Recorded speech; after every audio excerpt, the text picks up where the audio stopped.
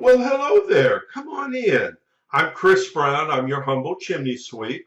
I was just going over your chimney inspection report, but now that you're here, make yourself comfortable. Let's go over it together, shall we?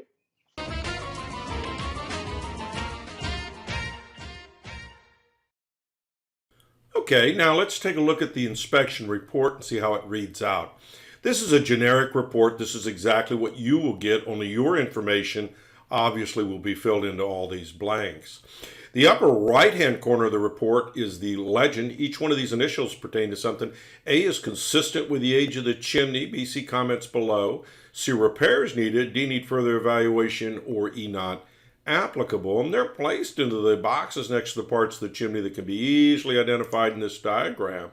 And then, of course, you'll find my comments here below. Now, let's take a look at your personal report. So stay with me. Hey Heather, I went out to Victorian Place and inspected the chimney for you today, and I've got a couple of problems with this chimney. First of all, they cut the chimney down. It used to run up the side of the house. They cut it down significantly, and they've covered it with wood and shingles.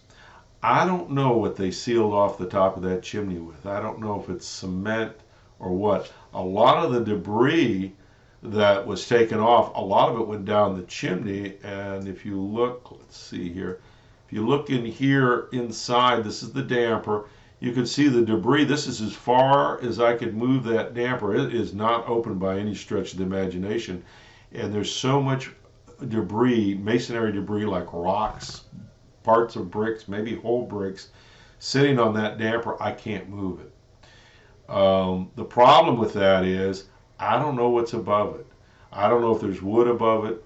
In the past, when I've seen people stub these down, and usually where it is, it runs up the center of the house, and they'll pull it down below the roof line or below the roof decking, and there it is in the attic. And when I go up there, sometimes there's plywood over the top of it, sometimes there's styrofoam insulation over the top of it, sometimes there's nothing over the top of it.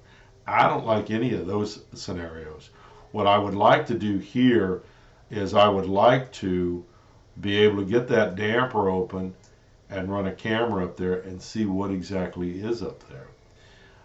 The other problem that I have with this is you are the installer of this fireplace set of gas logs was required by code to chain 3 plates of nomenclature, 3 plates, identification plates, to the base of that set of logs. It's required on all sets of gas logs. It tells you whether they're vented or vent free, and by the way, that's critical because one produces carbon monoxide, one doesn't. It tells you what the clearances are. It tells you what the gas pressure is. It tells you a lot of things.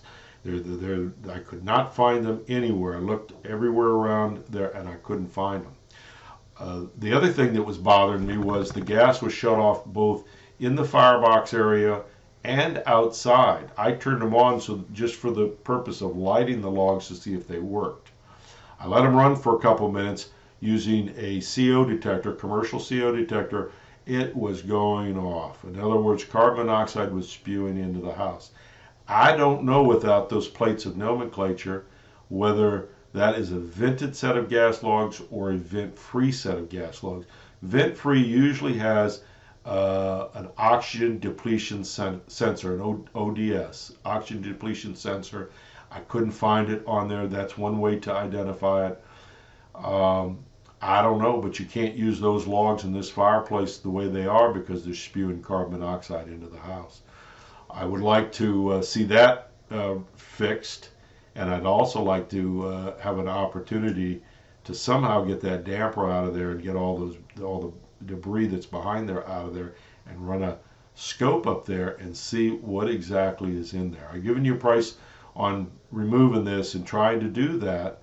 I cannot guarantee I'm going to be able to even get that damper flap out. Remember, it's sitting over the entire opening here. This is a damper assembly, and the pressure behind it by the rocks and stuff may prevent me from even being able to open it. I don't know. I don't want to break it, but I would like to get up in there and take a look at it. These are things for you to think about. Give me a call with questions because you're going to have questions, I'm sure. 704 526-6348. Always email me at chris@affordablesweep.com.